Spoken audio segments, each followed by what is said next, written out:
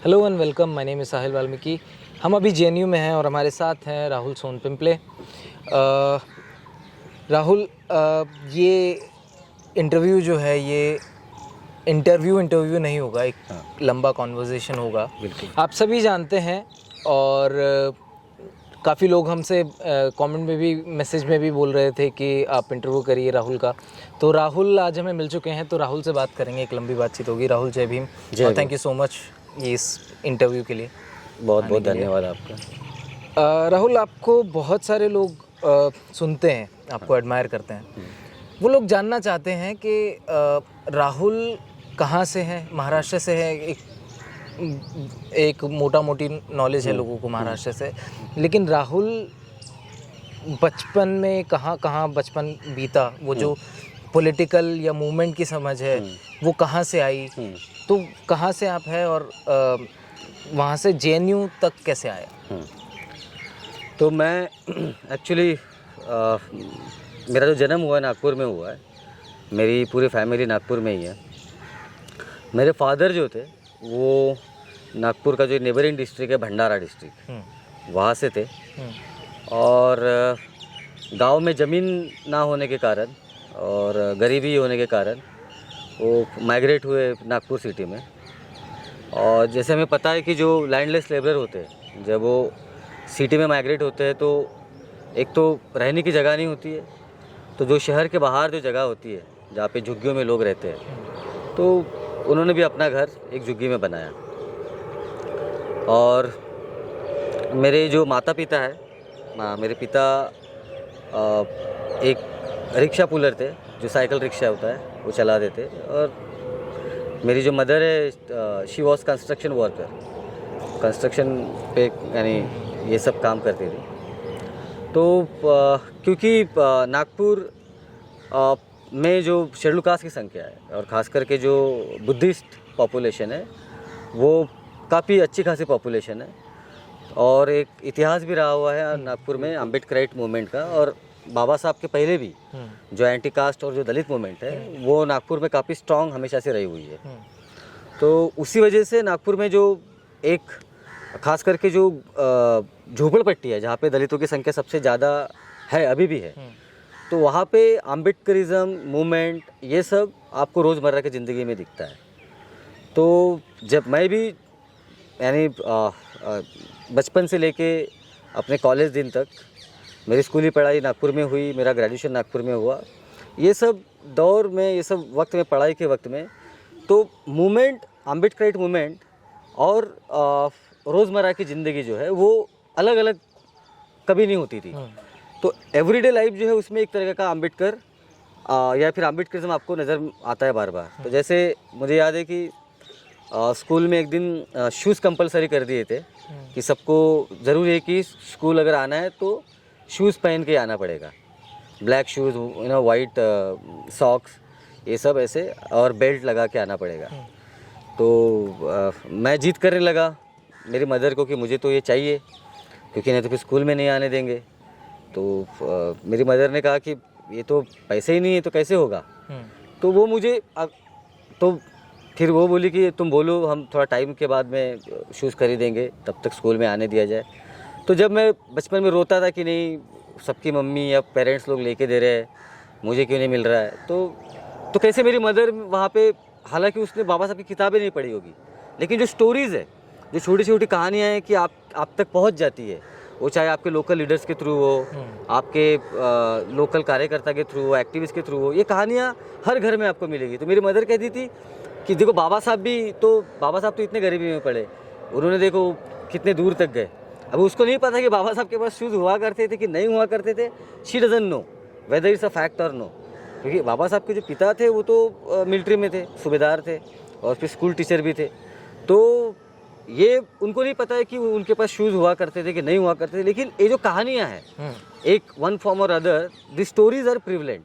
तो मैं इसलिए कह रहा हूँ कि अम्बेडकरिज्म और हमारा वहाँ पे रोज़मर्रा की ज़िंदगी, इसको अलग करके नहीं देखा जा सकता है। तो इसीलिए मेरा जो पूरा बचपना है या मेरा जो कॉलेज टाइम का भी जो वक्त पूरा गुजरा है, वो एक तो गरीबी के साथ साथ स्ट्रगल करना और साथ ही साथ एक होप जो अम्बेडकरिज्म एक होप देता है आपको कि आपके हालात बदल सकती है, आपकी हालात, सामाजिक हालात आपकी संघर्ष से बदल सकती है, और आपका जो व्यक्तिगत जो संघर्ष है, आपका चाहे आर्थिक संघर्ष हो, चाहे आपके फैमिली का कोई संघर्ष हो, वो शिक्षा के वजह से आप इस जो आपके प्रॉब्लम्स है उसको दूर कर सकते हो। तो ये एक तरह का जो होप है जो अम्बेडकरिज्म ने दिया, वो मेरे ख्याल से जब मैं अपने ग्रेजुएशन में था, मैं काम भी करता था और साथ ही साथ कॉलेज भी जाता था, तो मुझे वो बहुत दिक्कत भरा नहीं लगा कि ऐसा कुछ बहुत ज़्यादा हमारे साथ गलत हो रहा है। अभी जब कॉलेज में रहता हूँ, जब मैं अपने ग्रेजुएशन के बाद में Tata institute of social science में पढ़ने के लिए गया, तो जब मैं वहाँ पढ़ने गया तो मैंने देखा कि जो फैसिलिटीज़ वहाँ होती है, जो रोज़मर्रा की ज़िंदगी के रोजी रोटी के सवाल होते हैं वो नहीं है, खाली पढ़ाई करनी है।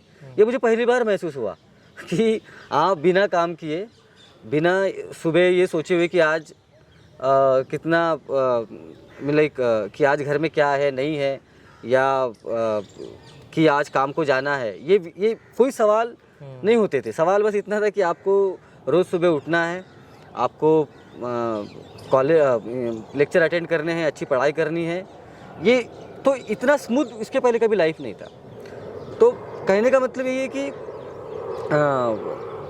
अभी महसूस होता है, जब हम अभी बाहर इतने साल हो गए, 30 में पढ़ाई की, जेएनयू में पढ़ाई की, अभी महसूस होता है कि वो जो जीवन हमने जिए, वो जीवन जो है संघर्ष का, खास करके कि हर छोटी चीज़ के लिए संघर्ष करना होता है। ये जीवन सच में संघर्ष के साथ साथ एक यानी होपलेसनेस की तरफ भी बढ़ा सकता है। लेकिन अभी जब मैं सोचता हूँ कि मैं या मुझ जैसे मेरे दोस्त भी है, या अभी भी पूरे देश के अंदर दूर दराज इलाकों में जहाँ पे इस देश का दलित, मजदूर, आदिवासी या कोई भी गरीब तबके से आने वाले जो बच्चे हैं, मेरे ख्याल से वो होपलेसनेस की तरफ तब बढ़ते हैं जब उनके पास कोई एक वैचारिक खास करके समाज में कोई विचार नहीं होता है कि आप इस स्थिति से निकल सकते हो। मेरे ख्याल से अम्बेडकरिज्म या बाबा साहब की कहानियाँ बचपन से लेके, या फिर बाबा साहब की राइटिंग्स, ये सब ने एक तरह का होप हमारे अंदर जगाए रखा, और उसी होप के कारण आज मैं समझता हूँ कि वो होप नहीं होता, अम्बेडकरिज्म नहीं होता, वो लोकल फॉर्म ऑफ अम्बेडकरिज्म नहीं होता, तो मुझे नहीं लगता कि मैं यहाँ तक आ पाता। तो 30 में मैंने 2 साल एमए की पढ़ाई की। मैंने दलित एंड ट्राइबल सोशल वर्क में अपना एमए कंप्लीट किया। उसके बाद में 3 साल मैंने नौकरी की, और 2015 में मैंने जेएनयू में एडमिशन लिया, और 2016 में मैंने जेएनयू में बप्सा के तरफ से प्रेसिडेंट पोस्ट के लिए इलेक्शन कंटेस्ट किया, जिसकी काफ़ी चर्चा भी हुई, काफ़ी लोग जानते भी उस बात को। तो यही मेरा जर्नी रहा, और अभी मेरे पीएचडी मैंने सबमिट कर लिया है। मैं अपने वाइवा के लिए वेट कर रहा हूँ, और साथ ही साथ हम एक सोशल मूवमेंट खास करके समाज में किस तरीके से एक नए एनर्जी से और एक नए दृष्टिकोण से समाज में खास करके शेड्यूल कास्ट का एक सोशल मूवमेंट किस तरह से खड़ा किया जाए, इसके प्रक्रिया में मैं और मेरे जो साथी हैं अभी हम उसमें लगे हुए हैं। राहुल, एक बहुत इंटरेस्टिंग आपने एक पॉइंट निकाला कि अगर ऐसी स्टोरीज़ नहीं होती, या ऐसी कहानियाँ जो सुन कर कहीं से कहीं पहुँच जाती हैं, अगर ये नहीं होती तो अम्बेडकर ये जो पूरी अम्बेडकर मूवमेंट है ये नहीं रहती उस तरीके से। कई लोग इस पर बहस अपने प्रतिक्रिया देते हैं कि ये गलत है, मतलब जो कई घर में अम्बेडकर के स्टैचू पोर्ट्रेट होते हैं कि वो गलत है, या उनको ऐसे नहीं सेलिब्रेट करना चाहिए। आपका क्या मानना है इस पर? नहीं, मुझे ये कहना है कि समाज में, जैसे बाबा साहब भी कहते हैं कि समाज में हमेशा से दो तरह के वर्ग हो गए।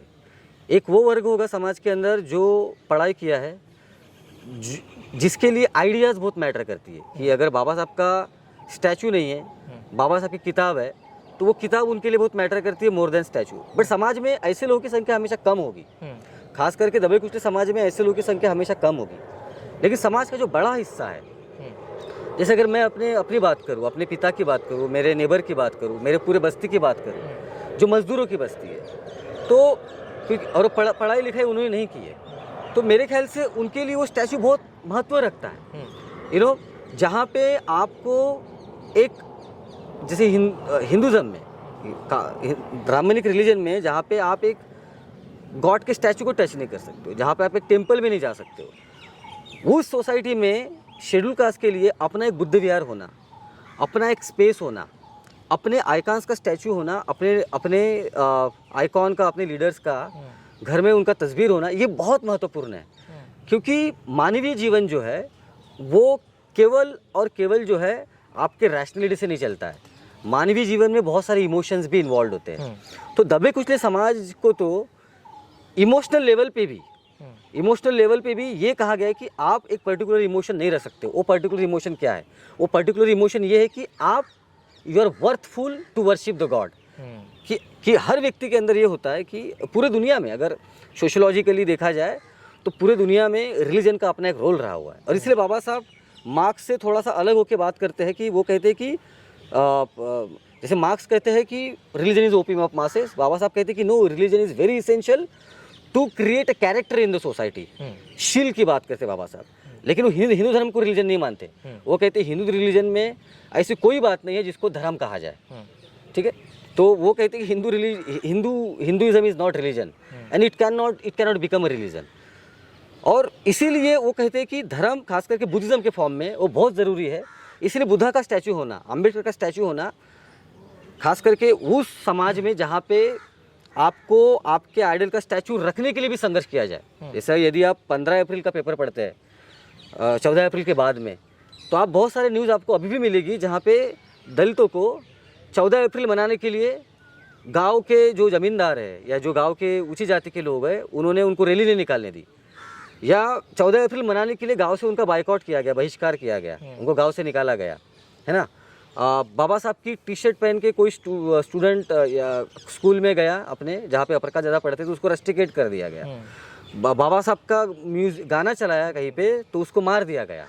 तो ये सब आपको इंसिडेंट जब इस देश में मिलते हैं तो तब मैं समझता हूँ कि this statues are very important. जैसे उत्तर प्रदेश में आप जब जो बहन जी के शासन में, बीएसपी के शासन में उत्तर प्रदेश में जो पार्क बनाए गए, जो बाबा साहब के स्टैचू बनाए गए, जो कांशीराम साहब के स्टैचू बनाए, यहाँ तक कि बहन जी के भी अपने स्टैचू है। ये केवल स्टैचू नहीं है, this is basically the process of recreating the history and more than that to reclaiming our past, that this land belongs to us, that we have tilted this land. You know, इस देश की economy में हमारे मजदूरी, हमारा जो श्रम है उसका बहुत बड़ा हिस्सा है जो इस देश का इकोनॉमी चलता है। ये क्लेम करना अपने आइकॉन्स के थ्रू, अपने स्टैचू के थ्रू बहुत ज़रूरी है। लेकिन एक इंटेलेक्चुअल वर्ग होगा जिसके लिए हो सकता है स्टैचू महत्वपूर्ण ना हो, कि अगर चौक चौराहे में बाबा साहब का स्टैचू नहीं है तो हो सकता है कि पढ़े लिखे आदमी को उसकी ज़रूरत ना महसूस हो, क्योंकि वो पढ़ सकता है बाबा साहब के विचार किताबों से। लेकिन एक व्यक्ति को जो पढ़ना लिखना नहीं जानता है, जिसका पूरा दिन, जो दिन में 16 घंटे 17 घंटे काम करता है केवल अपना घर और अपना परिवार चलाने के लिए, उसके लिए बाबा साहब का स्टैचू चौराहे पे होना बहुत ज़रूरी है।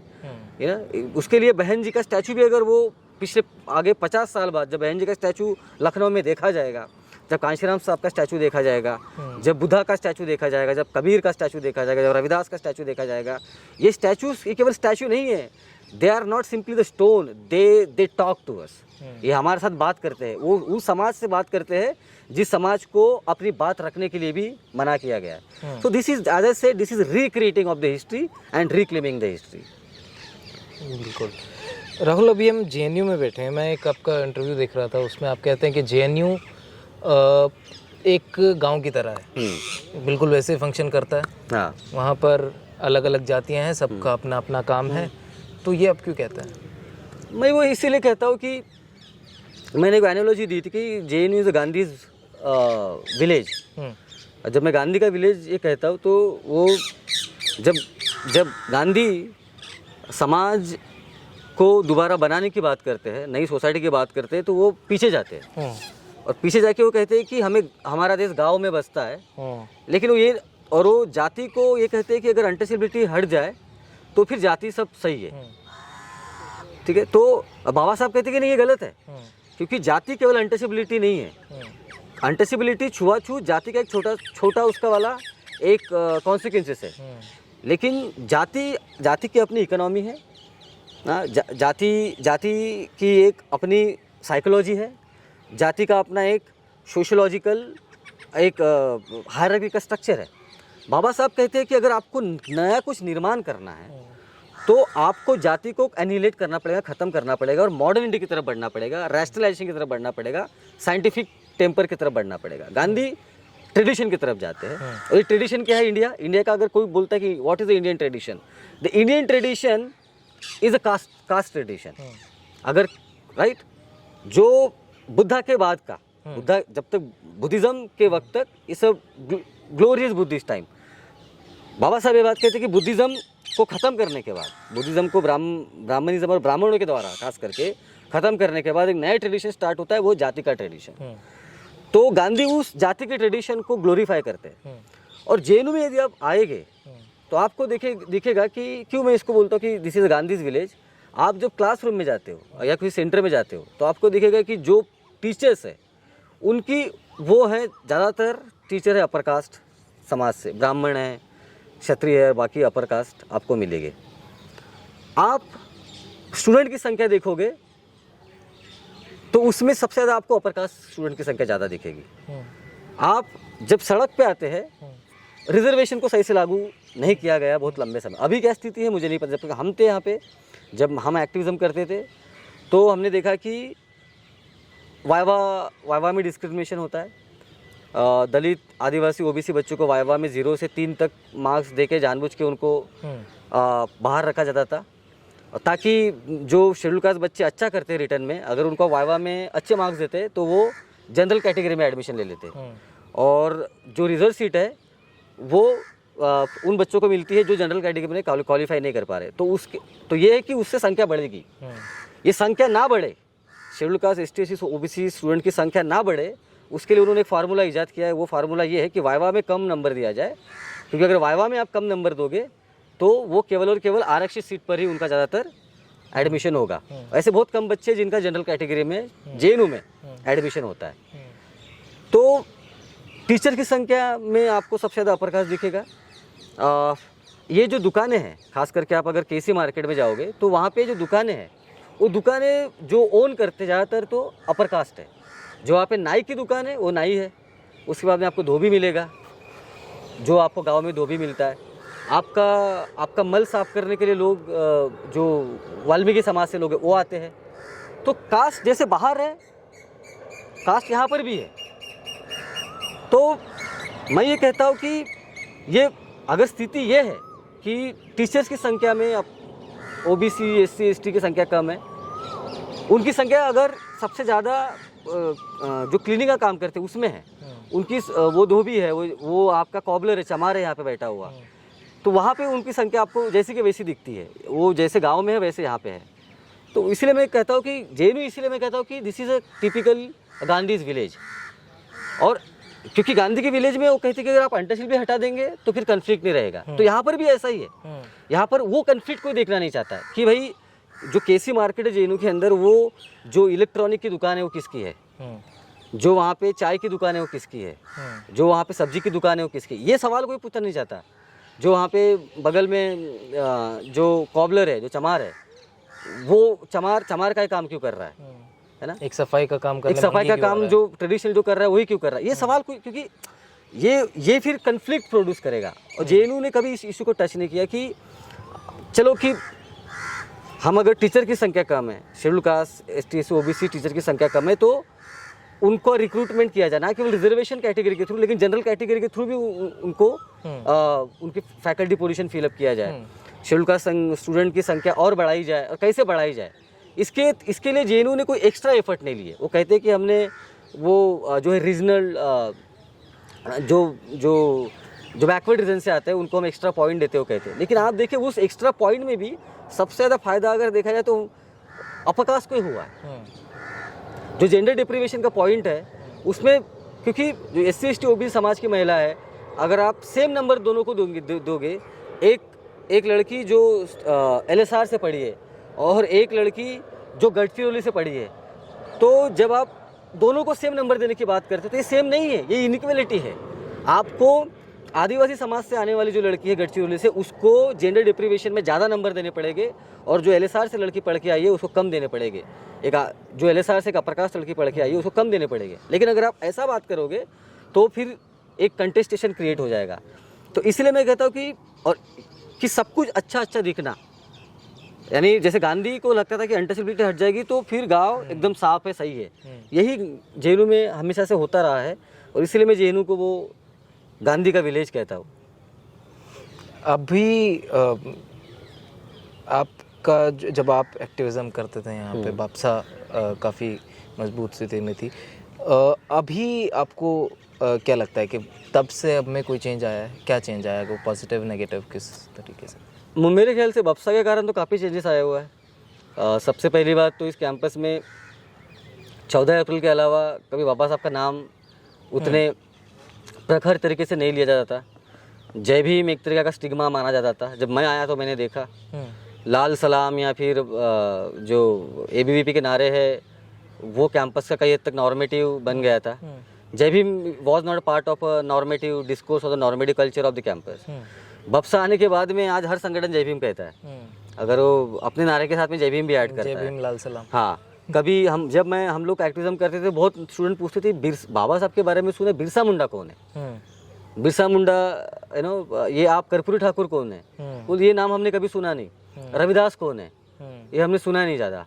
तो ये जो दलित पिछड़े और आदिवासी समाज के जो आइकॉन है, उनके जो लीडर्स है, उनका जो इतिहास है, उनका जो संघर्ष है, उस संघर्ष को JNU का जो पॉपुलर कल्चर है उसका पार्ट बप्सा ने बनाया और बप्सा की वजह से वो बना। अदरवाइज साल में एक बार 14 अप्रैल होती थी, चुनिंदा लोग आते थे, कुछ बाबा साहब के बारे में 2 अच्छी बातें करके चले जाते थे, या कुछ हमारे लोग कुछ प्रोग्राम करते थे। लेकिन जो एवरीडे लाइफ कैंपस का है, जहाँ पे एक स्टूडेंट है जो अपने कमरे में बैठा हुआ है, जिसको भलाई बाहर निकल के बहुत ज़्यादा एक्टिविज्म नहीं करना है या कैंपस का पब्लिक लाइफ में पार्ट नहीं बनना है, तो वो भी हमने देखा कि वो भी जो स्टूडेंट बाहर ज़्यादा नहीं निकलता है, बप्सा ने उसको भी एक तरीके का प्लेटफॉर्म दिया है कि they also can come openly now, they can also celebrate. वो अपने कमरे में एक चुपके से छोटा सा बाबा साहब का पिक्चर लगाता था। उसे नहीं देखा था कि बाबा साहब का बड़ा सा पिक्चर कैंपस में क्या लगा हुआ है। उसने नहीं देखा था कि इतना बड़ा ब्लू फ्लैग कहीं फैल रहा है कैंपस में। और जब देखा तो भी अपने कमरे से बाहर निकल के उसको भी लगा नहीं मेरा भी कुछ वजूद इस कैंपस में है, हमारे भी विचारों का कुछ वजूद इस कैंपस में। तो बप्सा ने खास करके वो वजूद इस दबे कुचले स्टूडेंट जो गरीबी से आते थे, जो कई हद तक कैंपस में रह के भी इनविजिबलाइज हो जाते थे, वो इनविजिबिलिटी को बप्सा ने ख़त्म किया और दलित बहुजन कल्चर को विजिबलाइज बनाया। और आज इतना विजिबलाइज बनाया कि इस कैंपस का जो भी अपर कास्ट पार्टीज़ है, वो लेफ्ट है, ABVP है और भी अन्य पार्टी है, उन पार्टियों को आज मजबूर होके बाबा साहब का, सावित्रीबाई फुले का, महात्मा फुले का, बिरसा मुंडा का, यहाँ तक कि कांशीराम साहब का, जिसको वो लोग बहुत ज़्यादा क्रिटिसाइज़ करते थे, आज उनकी जयंती मनाना पड़ता है, उनका नाम लेना पड़ता है। तो ये बहुत बड़ा कंट्रीब्यूशन है। जहाँ पर फैकल्टी ये कहती थी कि क्लासरूम के अंदर कि जब नेहरू की बात आती है तो उन्हें नेहरू मत कहो, पंडित नेहरू कहो, और जब बाबा साहब की बात आती है तो BR अम्बेडकर कहो। तो ये इतना नॉर्मल था यहाँ पे। हमारा स्टूडेंट ने असर किया कि नहीं, अगर नेहरू अगर पंडित है तो फिर बाबा साहब को आप पहले अम्बेडकर नहीं कह सकते, वो आपका पड़ोसी नहीं थे, आप भी फिर उन्हें इज्जत देके बाबा साहब बोलो। तो इस कैंपस में जो कल्चर है, एवरीडे कल्चर, वो बप्सा ने चेंज किया है और स्टूडेंट को वॉइस दी है। भला ही वो बप्सा से डायरेक्टली नहीं जुड़ा, लेकिन उसको पता है हमारा संगठन है। तो ये जो ताकत है हमने खड़ी की है, ये मेरे ख्याल से वो बदलाव मैं इस कैंपस में देखता हूँ। राहुल, आप एक बात कहते हैं कैंपस की कि जो सोशल साइंस का सेंटर है वहाँ पे भी वाइवा में कम नंबर दिए जाते हैं, और जो साइंस में वहाँ पे भी होता है, लैंग्वेजेस में भी यही होता है, यही हो रहा है। तो ये मतलब डिवाइडेड बाय आइडियोलॉजी और यूनाइटेड बाय JNU। तो ये क्या है, मतलब क्या किस तरीके से आपने नोटिस किया है सर? ये यही है, क्योंकि जैसे मैं कहता हूँ कि आपने गाँव में देखा होगा कि 2 ठाकुरों के बीच में लड़ाई जब होती है किसी ज़मीन के लिए या किसी चीज़ के लिए, तो वो दोनों ठाकुर जो उस गांव का जो दलित है या जो पिछड़ा है उसको इस्तेमाल करता है। वो बोलता तुम मेरे तरफ आओ, मेरे। तो वो जो 2 ठाकुरों की लड़ाई है गांव की, वही लड़ाई यहाँ पे है। तो ये जो लेफ्ट राइट की इस कैंपस में लड़ाई है, वो मैं 2 ठाकुरों के बीच की लड़ाई देखता हूँ अपने वर्चस्व के लिए। तो वो एक ठाकुर कहता है मेरी तरफ आओ, दूसरा ठाकुर कहता है मेरी तरफ, लेकिन दोनों भी कास्टिस्ट है। जब दोनों को बात आएगी गांव में जमीन बंटवारे की, जब अगर सरकार बोलेगी कि गांव की जमीन जो है वो उसका लैंड डिस्ट्रीब्यूशन होना चाहिए, तो ये दोनों ठाकुर दलित और आदिवासी और पिछड़ों के खिलाफ खड़े हो गए। यही होता है, वही यहाँ पे होता है। जब तक इन 2 ठाकुर के बीच की लड़ाई में आप किसी एक का साथ दे रहे हो तब तक आप सही हो, लेकिन जब आप खुद खड़े होके ये सवाल पूछते हो कि भाई साइंस में हमने देखा, डेटा वही कहता है कि आप कहते हो कि साइंस में ज़्यादा राइट विंग है, BJP और ABVP और संघ से जुड़े हुए लोग हैं, तो वहाँ पे भी हमने देखा कि वाइवा से या वाइवा वोसे में आप जो है हमारे बच्चों को कम नंबर देते हो, और सोशल साइंस में भी वही हाल है।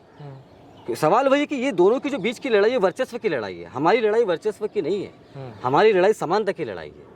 इसलिए मैं कहता हूँ कि divided by ideology they may look like left and right, but when it comes to the real issues of the majority of the masses in this country, they become one. Same thing happened during Mandal Commission. When Mandal Commission came, when state decided that we will implement Mandal Commission, so not just the right-wing forces, upper caste right-wing forces who came on the street, but at the same time, the left, liberal, so-called progressive forces came on the street and they opposed Mandal Commission. They opposed OBC reservation. Because they know this is a real threat. The real threat is this, if कि अगर JNU में वही है, अगर science में traditionally या बाकी और कुछ सेंटर है उनके वाले जहाँ पे संघ से जुड़े हुए लोग या उनका ज़्यादा रिक्रूटमेंट हुआ है, तो आप देखोगे कि जो सोशल साइंसेस है वहाँ पे लेफ्ट या उनसे जुड़े हुए जो लोग हैं उनका रिक्रूटमेंट हुआ है। इन दोनों रिक्रूटमेंट में अगर आप देखोगे तो दलित आदिवासी ओबीसी की संख्या बहुत ही कम है, या उनको बोला जाता है नॉट फाउंड सूटेबल। तो मैं कहता हूँ कि अगर कोई दलित मार्क्सिस्ट भी है तो वो अगर आप मार्क्सिस्ट है आपका, या फिर आप लिबरल है, आपका रिक्रूटमेंट हो सकता है आपके नेटवर्क की वजह से, तो किसी दलित का क्यों नहीं हो सकता है? अगर आप मार्क्स की बात कर रहे हो तो वो जो दलित आपके पार्टी में है मार्क्सिस्ट है, वो गोलवलकर की बात कर रहा है क्या? वो भी तो मार्क्स की बात कर रहा है, लेकिन उसका रिक्रूटमेंट क्यों नहीं होगा? उसको आप फूड सजोल की तरह इस्तेमाल करोगे। तो इसलिए मैं कहता हूँ कि डिवाइडेड बाय आइडियोलॉजी से भी डिवाइडेड नहीं है, वो भी गलत है कहना कि आइडियोलॉजी। ये संघर्ष है, जैसे मैंने कहा, ये इनका वर्चस्व का संघर्ष है। तो they are now I will rephrase my the earlier phrase which I used to use, that divided by ideology but united by genuine. I will say they are united by the ideology also, and they are united by the genuine also. They are united because whenever it comes to the distribution of resources, the upper caste of this country, and it happened even in the past, when Baba Saheb was struggling for a separate electorate and a separate settlement, right-wing forces stood against it. They did a lot of conspiracy. Similarly, Congress stood against it. At the same time, the Communist Party of India also stood against it. Nammodri Path, the so-called big communist from the Kerala, he stood against the demand of separate electorate and a separate settlement. So if you look at the history, and also if you look at the present, whenever it comes to distributing resources to the working masses of this country, who are mostly Bahujan, STSC, OBC, they come together and they stand against them. Rahul, आपने बताया कि बक्सा के बाद से जो है जय भीम का नारा यहाँ पर जो है लोगों तक पहुँचा और यूज़ होने लगा।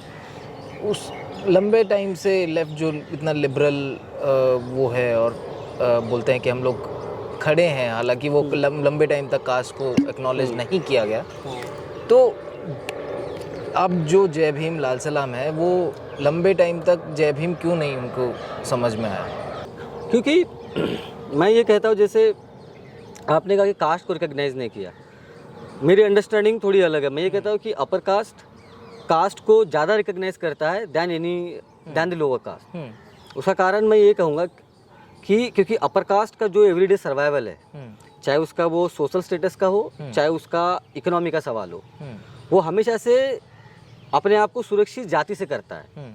ट्रेडिशनली रिसोर्सेज पर कब्जा उसने जाति का इस्तेमाल करके किया है। तो अपर कास्ट एक्नॉलेज कास्ट। घर में छोटा सा भी कोई कल्चरल इवेंट है या कोई रिचुअल भी है तो वो कास्ट का स्पेसिफिक एक्टिविटी करते हैं, वो caste as a discrimination recognise नहीं करते। वो ये नहीं समझते कि जाति एक डिस्क्रिमिनेटरी सिस्टम है उनको। क्योंकि जब जैसे कोई भी सोसाइटी में जहाँ पे, जैसे अगर हम वीमेन की अगर बात किया जाए, तो अगर किसी महिला को लगता है कि कि एक पर्टिकुलर रिचुअल जो है ये महिला के खिलाफ है, आदमी को ये नहीं लगता है कि उसके लिए वो नॉर्मल है, क्योंकि वो पर्टिकुलर रिचुअल उसकी सुपरमेसी को बरकरार रखता है। उसी तरीके से कास्ट में अपर कास्ट को नॉर्मल लगता है, उसमें उसको खराबी नहीं दिखती है। तो बाबा साहब कहते हैं कि उन्होंने बुद्धिज्म के प्रति कंटेम्प्ट क्रिएट किया कि अगर बुद्धिस्ट मॉन्क भी दूर से देखे तो आप अपनी नज़र घुमा दो, उसको इतना इम्प्योर मानो, उसको इनविजिबलाइज कर दो, है ना। तो जाति में यही होता है, जब अपर कास्ट कहता है कि वो it is not about caste discrimination, वो बेसिकली व्हेनेवर दे से इट, वो ये नहीं कह रहे कि कास्ट डिस्क्रिमिनेशन नहीं, वो बेसिकली ये कहने, वो अपना जो डिफेंस मैकेनिज्म है, अपना वर्चस्व है, उसको बरकरार रखने की पूरी कोशिश करते हैं। तो they acknowledge caste, but they don't want to acknowledge caste as a discriminatory system. What do? They basically use this entire this when they say कि अरे ये जाति का डिस्क्रिमिनेशन नहीं है। मैं कहता हूँ कि वो ये कहने की कोशिश कर रहे हैं कि बेसिकली वो, मैं कहता हूँ कि जो नमनेस है अपर कास्ट, जैसे अभी IIT के अंदर सुसाइड हुआ दलित स्टूडेंट्स का, तो वहाँ का जो कमेटी और अपर कास्ट जो प्रोफेसर कह रही कि नो ये जाति की वजह से सुसाइड नहीं हुआ है। मैं कह रहा हूँ कि ऐसा कह सकते हैं, इसलिए भी कह सकते हैं क्योंकि अपर कास्ट के अंदर लोअर कास्ट के प्रति कंटेम्प्ट है, और कंटेम्प्ट जो होता है वो हेट्रेड की तरह नहीं होता है। जैसे मैं किसी से नफरत करता हूँ, जब मैं आपसे नफरत करता हूँ मैं आपको रिकॉग्नाइज भी करता हूँ, तो कंटेम्प्ट में नफरत तो है, लेकिन कंटेम्प्ट एक अलग तरीके से भी काम करता है। वो ऐसे कि अगर I have a contempt for you, I will invisibilise you, I will even your death, even your pain will have no effect on my psyche. तो अपर कास्ट ने इस तरह का जो साइकोलॉजिकल जो कॉग्निटिव सिस्टम है अपर कास्ट का, वो इस तरह का है कि अगर कोई शेड्यूल कास्ट स्टूडेंट सुसाइड भी करता है या उसको मारा भी जाता है, उसके ऊपर वायलेंस होता है, तो cognitively psychologically they don't have much effect on their mind, they simply can ignore it. जैसे जब मुंबई में आप जाते हो, तो मुंबई में जब आप देखते हो कि फ्लाइट से नीचे उतर रहे हो, तो आप देखते हो कि झोपड़पट्टी है, बहुत ही बुरी स्थिति में छोटे छोटे घर है, लेकिन आप तभी विमान से उतर सकते हो, आप तभी इमोशनली सही रह सकते हो जब आप उसको देखोगे नहीं, या उसको देखने के बावजूद भी आप इनविजिबलाइज कर सकते हो। आप उसको कॉग्निटिवली अपने साइकोलॉजी का हिस्सा नहीं बनाते हो, अपने साइकी का हिस्सा नहीं बनाते हो। You can invisibilise, you can see the poverty, same time you can enter into the 5 star hotel. How does this happen? Otherwise अगर आप उसको रिकॉग्नाइज करोगे तो आपके अंदर एक तरह का गिल्ट हो सकता है पैदा हो, है ना, या फिर एक तरह का सेल्फ कंटेम्प्ट आप खुद के प्रति पैदा हो। तो वो सेल्फ कंटेम्प्ट या गिल्ट पैदा ना हो, इसीलिए आप उसको देखने के बावजूद भी इनविजिबलाइज कर सकते हो। आप खाली ऐसा नहीं करते हो, आप खाली उसे इग्नोर नहीं करते हो, आप देखते हो और इनविजिबलाइज करते हो। तो invisibilization is the process, it's not just simply the physical process कि आपने अपना मुंह किसी और तरफ कर लिया। Invisibilization is a process where you see something, but at the same time you do not want that particular thing to be registered in your mind. That's what upper caste do. They have developed this entire self-defense mechanism where they see the caste discrimination is happening, but at the same time they don't want to get it registered as a discrimination.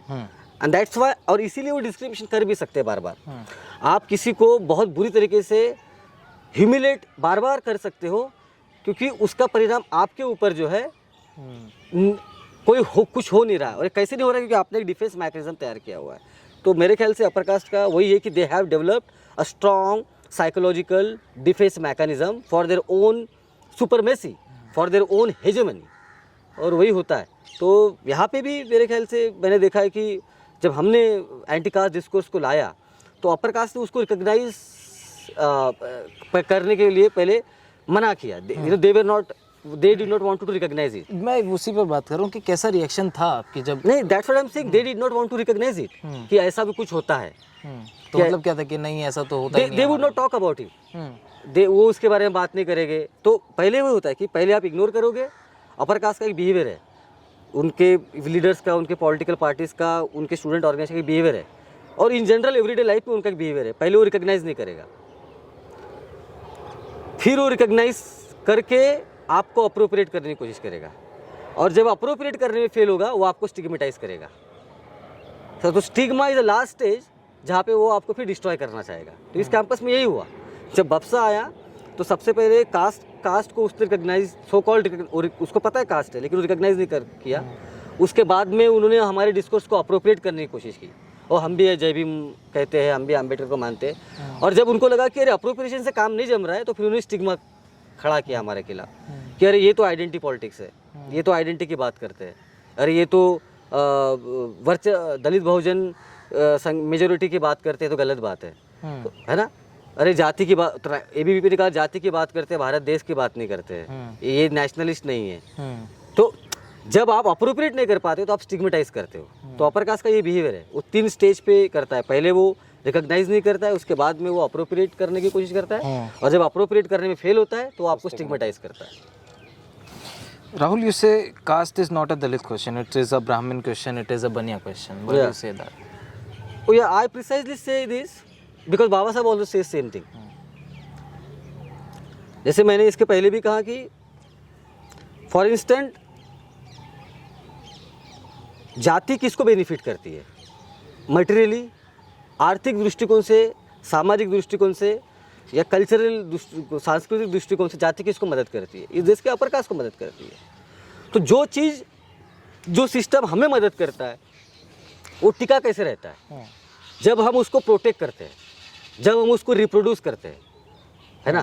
तो जाति अपने आप reproduce नहीं होती है. जाति कोई, जैसे बाबा साहब कहते हैं कि caste is unnatural system and unnatural system can not be reproduce without efforts. Now the question is this, who are this people who are reproducing this system? Those, वो लोग जो जाति के विक्टिम है वो चाहेंगे कि ये सिस्टम दोबारा खड़ा हो, या वो लोग चाहेंगे जिससे इससे बेनिफिट होता है? तो अपर कास्ट का जो इतिहास रहा हुआ है वो जाति को रिप्रोड्यूस करने का रहा हुआ है, एक बड़े लेवल पे भी और एवरीडे लाइफ में भी, है ना. तो इसीलिए आप उनकी जो बहुत सारी कल्चरल प्रैक्टिसेस भी अपर कास्ट के वो देखोगे तो जाति से जुड़ी हुई प्रैक्टिस है कि जाति दोबारा कैसे क्रिएट की जाए, बराबर है.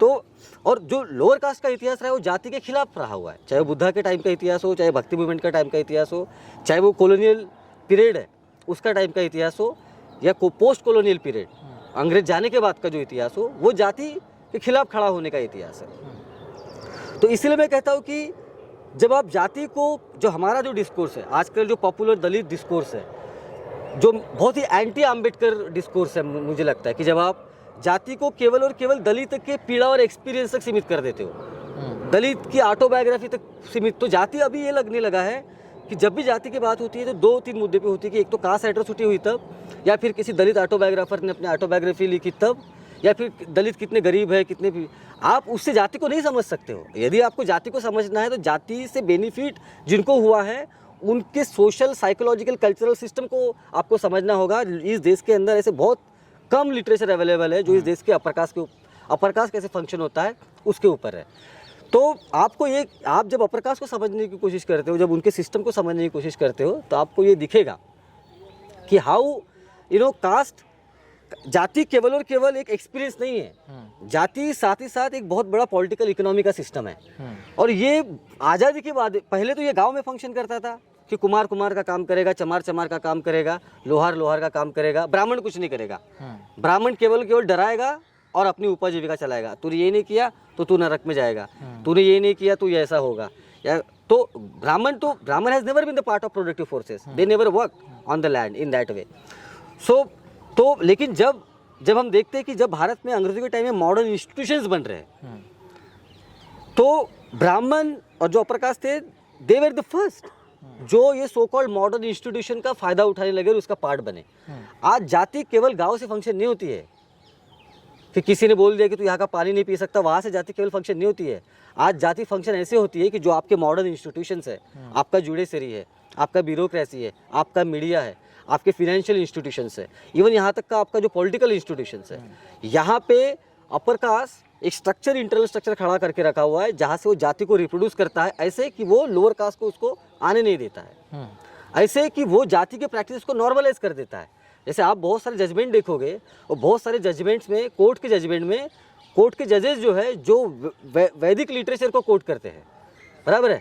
आपका पॉपुलर कल्चर देखोगे जहाँ पर आप देखोगे कि वहाँ पे हमेशा एक ऐसे कल्चर की बात की जाता है जो हेजिमनी का कल्चर रहा हुआ है, उसको रोमांटिसाइज किया जाता है ना.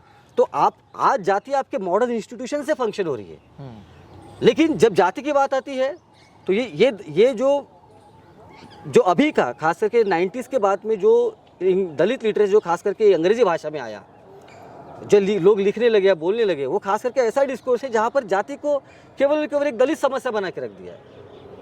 ऐसा लगता है कि जाति का मतलब एक दलित समस्या है. नहीं, या एक दलित की पीड़ा है. नहीं, दलित की पीड़ा तो जाति का कॉन्सिक्वेंसेस है. जाति तो आपका एक पूरा सिस्टम है जिसको मैं बार बार कह रहा हूँ, जिसको रिप्रोड्यूस किया जा रहा है. कैसे? अभी केवल गांव से नहीं, आपके मॉडर्न इंस्टीट्यूशन से रिप्रोड्यूस किया जा रहा है. आपके मॉडर्न इंस्टीट्यूशन के रिसोर्सेज को कंट्रोल करके, आप में एक पॉपुलर कल्चर को डेवलप करके, जो आपके टीवी में दिखता है, जो आपके सोशल मीडिया पे दिखता है, जो आपके एक्टर करते हैं, जो आपके स्पोर्ट्स स्टार्स उस कल्चर को रिप्रोड्यूस करते हैं, ये पूरा कल्चर उस तरीके से इसको मॉडर्न इंस्टीट्यूशन से बार बार रिप्रोड्यूस किया जा रहा है। इसलिए मैं कहता हूँ कि अगर जाति को, जैसे बाबा साहब कहते हैं, बाबा साहब बहुत कॉन्शियसली जाति के बारे में शब्द का इस्तेमाल करते हैं। बाबा साहब मोनोपोली शब्द का इस्तेमाल करते हैं। बाबा साहब कोलोनाइजेशन वर्ड का इस्तेमाल करते हैं। वो कहते हैं कि अगर किसी एक देश का दूसरे देश के ऊपर कब्जा करना या किसी एक, तो वो अगर अनैतिक है, तो एक जाति का दूसरे जाति पर कब्जा होना वो भी उतना ही अनैतिक है।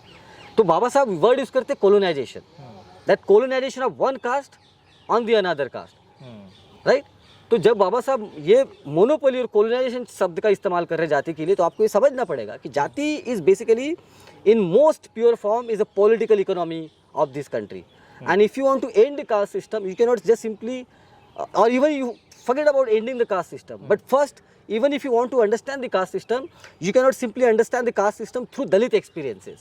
Dalit experiences are Dalit experience जो है आज के टाइम पे कंजम्पशन का पार्ट बना है। अपर कास्ट को भी कंज्यूम करना है दलित एक्सपीरियंस। तो प्रकाश झा जी को भी दलित के ऊपर मूवी बनानी है, तो किसी सिन्हा को भी दलित मूवी बनानी है। क्यों? क्योंकि उससे एक वैल्यू क्रिएट होती है, एक कमोडिटी क्रिएट होती है। तो Dalit somewhere has become a part of ये जो पॉपुलर कल्चर है, इसमें दलित एक कमोडिटी बना है। Now they want some Dalit hero there, कि जो दलित एक्सपीरियंस की बात करे, दलित पीड़ा की बात करे। लेकिन the moment you will talk that the caste is about political economy, caste is about material deeds, material inequality, they will say, oh no, don't talk about this, because this will lead to ask the real question.